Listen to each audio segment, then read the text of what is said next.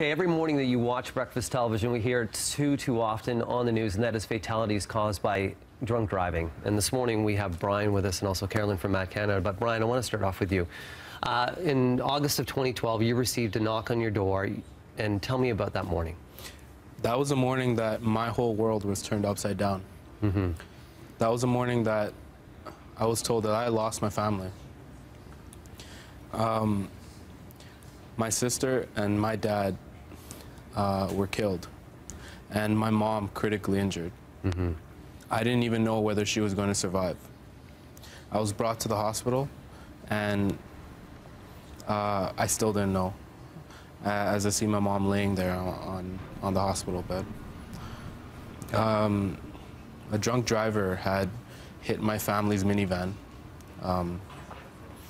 and I had to deal with the consequences of that ever since. And at age 19, you had to tell your mom as well that she had lost her husband and her child. As she was on the hospital bed, laying there broken, I had to tell her, along with doctors, that my sister and my dad were gone. It broke me, but you know, you're here today. You're here today, and you're here to honor them, of course. This is a pretty famous case that went through, and the man who did this was convicted as well. Yes. Of drunk driving. So, Carolyn, let's get into some of the stats, because it's Red Ribbon. We want to stop this, right, Brian? This is what we want to do. We want to stop this. Absolutely. So it is on the rise. Well, certainly in the GTA, when you hear the OPP stats, they keep coming out and the numbers are rising. We still have, every day in Canada, 4 people who are killed by impaired drivers and 175 injured. You know, every single one of those crashes is totally preventable. It needs people to think about what they're doing. And the impact is not those just in the accident. It's like Brian, who now he's got to find his life. Yeah, there's so many families that are destroyed. And now what you would like is you would like everybody to put a red ribbon. Absolutely. At this time of year, this is the 28th year that we've done this. Between November, at the beginning of November and the beginning of January, when we know it's a high holiday season, lots of people are going to parties. We want people to put a red ribbon. Either we don't have antennas anymore, but put it on your keychain, which is tied on your door handle, the wherever car. it is. But the important thing is that red ribbon signifies, it's first of all a tribute to the people who've been killed or injured in impaired driving crashes, and it also says that you're going to be driving safe and sober through the holiday season.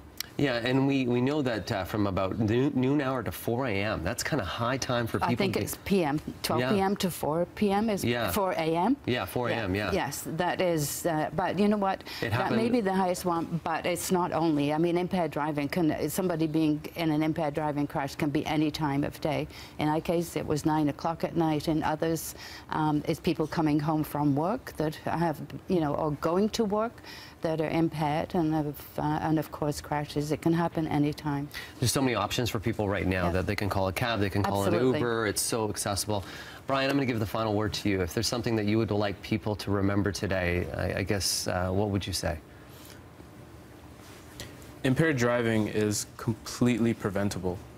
It's a person's decision to drive impaired. Now, it's your responsibility to not do that. There's plenty of options, like you've just said. You can take a cab.